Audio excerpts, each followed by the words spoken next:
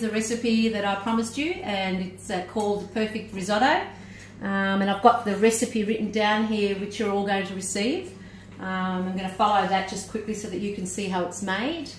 Okay, the first important thing we need to talk about is the OH&S principles, which means that if in the event that there's fire, and considering everything's fairly safe, we want to watch out for spillage on the floor or any wet areas or dirty, or it might slip or something happens.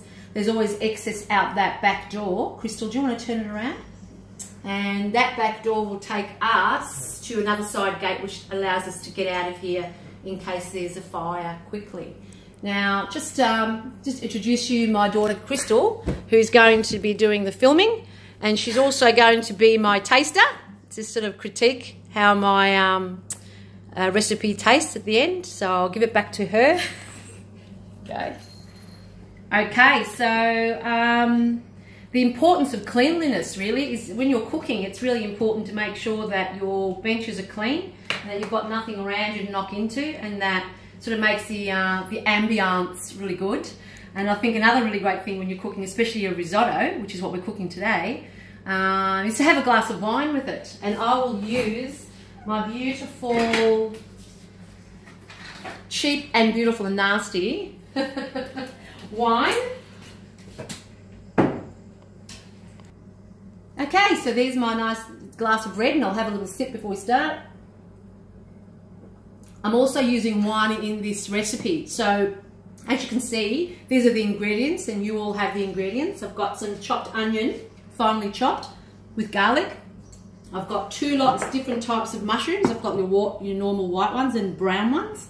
I've got my herbs, which is parsley, fresh parsley and oregano go really beautiful with this dish.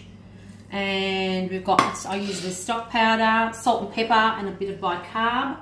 I've actually made some pesto myself, and you can buy pesto. This is an optional, of course, and it's really nice in this dish. And the Sackler sauce, and the white wine that I got. It's a $4 bottle of wine, and I use that for cooking. And so let's get started. Okay, Chris. Okay, so I'm just putting a little bit of light olive oil into the pot. And over here I prepared earlier was it's actually a pressure cooker, and I put in chicken drumsticks, celery, carrot and onion, and that made a beautiful broth.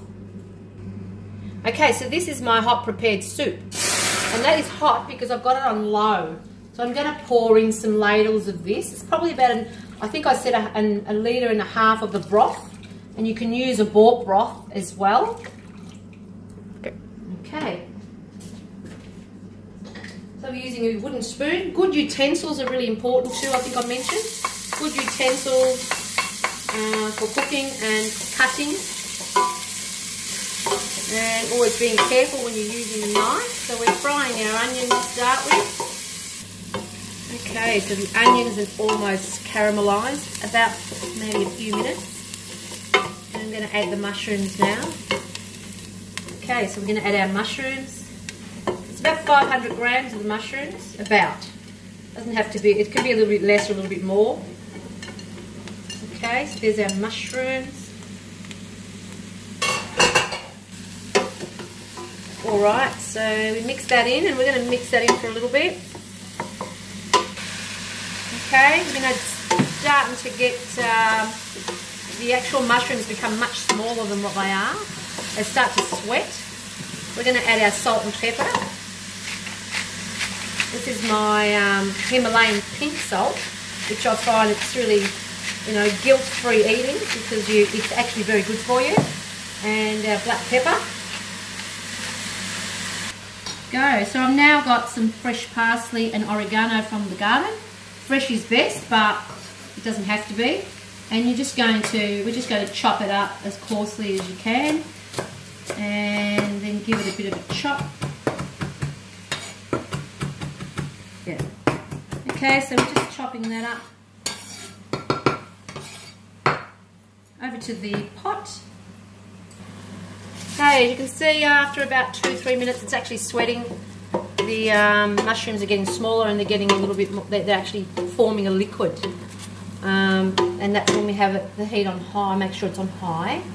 Okay, we're going to add to that the pesto that I was telling you about. So beautiful pesto, homemade pesto, basil, pine nuts, parmesan cheese, oil. Okay, so I've got my pesto in there. It smells beautiful.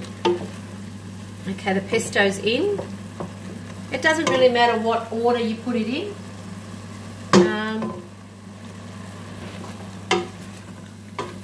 Okay, so we're going to add some of the sackler sauce that I was telling you about in there. Just probably about a quarter or a half.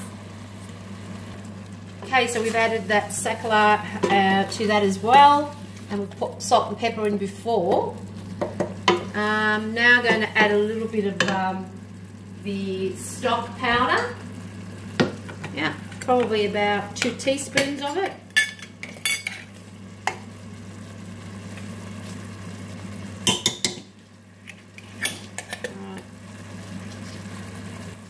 I'm going to add probably most of this parsley and oregano to that, and leave a little bit just for the top at the end, just for the garnish. Okay, so it's nice and high, it's bubbling. I'm going to add some wine now.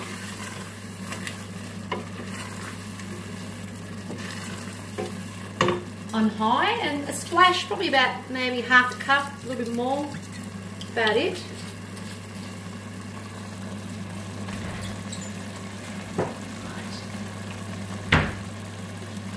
Right. Now I'm going to let that... No, actually, no, there's one more thing, sorry. Actually, we need to add a little bit of this bicarb of soda. Just takes away the acidity in the sauce, just like a half a teaspoon. It gets like that when you put it in there, but that will actually settle down. So I'm going to let that cook for about 10 minutes, and I'll show you the next step. Okay, I've just got about 2 cups of the risotto, of the arborio rice, I should say. And I'm just going to rinse it. It's a really good idea to rinse it because of the clag factor. It's almost like glue, as you can see what's coming out. It's just like a few minutes worth. Just doing that until it kind of nearly runs clear. And just turning it around. That's about 2 cups of arborio rice, which we're going to add to the dish soon. I want to talk about also the demand for recipes for the risotto. The reason why I'm making it is because risotto is not an easy dish to make, and if you haven't made it if you've got it off a book, it's really hard to really understand how you're meant to actually do it. So that's why I've prepared what I have prepared, so you can actually see precisely how it's made and also get to view the tasters who will tell you what they think. And I'd love you to try this at home, definitely with the recipe I gave you. It's a really beautiful dish.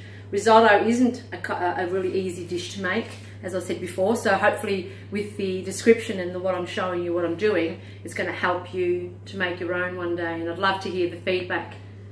Did you pause it? Okay, so this has been cooking for about 10 minutes and I've washed the rice. Very important to make sure that when you're cooking that you're keeping things still clean. Okay, so we're going to add the rice to this now because it's been cooking and it's a little softened. You can actually see in the pot. Okay, so we're going to get the arborio rice and we're going to add those 2 cups straight to that. And we're just going to mix it in at this stage. Okay, we're going to turn the heat up just a fraction. It was on really, really low now. It's just come up just a fraction. And as you can see, the actual contents of liquid that was in there, it's getting all sort of sucked into the risotto. And the reason why risotto is cooked ladle per ladle is because it needs to absorb that flavour slowly. If you put it straight in, like the whole broth straight in, it wouldn't come out as risotto. It'd come out more like mush. Okay, so then we add ladle per ladle. This is our first ladle because it's really drying up. And we need to just stay around the stove and not go away and watch telly, because it's important that we add hot broth to the dish that's cooking. So you just put ladle per ladle. So it takes about, I'd say about 15 to 20 minutes here, just cooking the rice and just stirring. and waiting for it to dry up and then adding another ladle. Yeah. Okay, as you can see, within a minute or two it starts to absorb again. That's why you can't leave the pot. And another ladle, and we wait. Stir and wait. And this is just what the broth looks like once it's been cooked, and then in there's some really beautiful liquid gold. And sometimes you can use this beautiful chicken drumsticks to put in the risotto at the end if you wanted to. Okay, so I'm coming to about my third ladle. It's a little bit time consuming, but we're pausing in between. And I'd like you guys to have a go at making these and giving me some feedback on what you thought. And also feedback on my presentation, or if there's anything you think that I could change or alter, that'd be great. Okay, as you can see, when you're mixing, make sure you get all the sides. It's that little crusty sort of stuff that happens. That's the process of this rice. And it's till you get that real sticky time, like now, is when you add another ladle and make sure that that heat is on in the pot that you're using the broth from. It has to be warm. Okay, just about done. All right, coming along. It's really coming along nicely. I reckon we've got another 5 minutes of cooking time and then yummy, yummy time to taste it. Let's do a little bit more. Yeah. Okay, so this is nearly done. What I did with the broth, I can actually just turn it off now. What I did with the broth that I actually had chicken pieces in it. I took off the chicken from the drumsticks, and that can be added as an optional to our dish. Beautiful stuff. And that was the rest of the broth. That was probably about maybe 4 litres altogether with 6 drumsticks. Okay, so I'll show you the final product. Okay, so I've turned off the heat. I'm going to add about that much butter, and it's just going to sit there for a minute or two before we serve, and then I will do the taste test. Okay, so there's my chicken, and I'm going to add a little bit over the top. It just makes it yummier. It's optional again. And a little bit of garnish, which is the oregano and the parsley, over the top. And my favourite cheese in the world, it's called Grano Padano, which is a beautiful grating cheese, and that can go over the top. And that completes the beautiful dish called risotto. And there's very many different variations of risotto that you can use. This is just probably one of my favourites. Okay, so that's our beautiful risotto, fungi, risotto with mushrooms. And Crystal's going to have a little taste and let us know what she thinks. What do you think? Buonissimo. Thank you. Bye for now.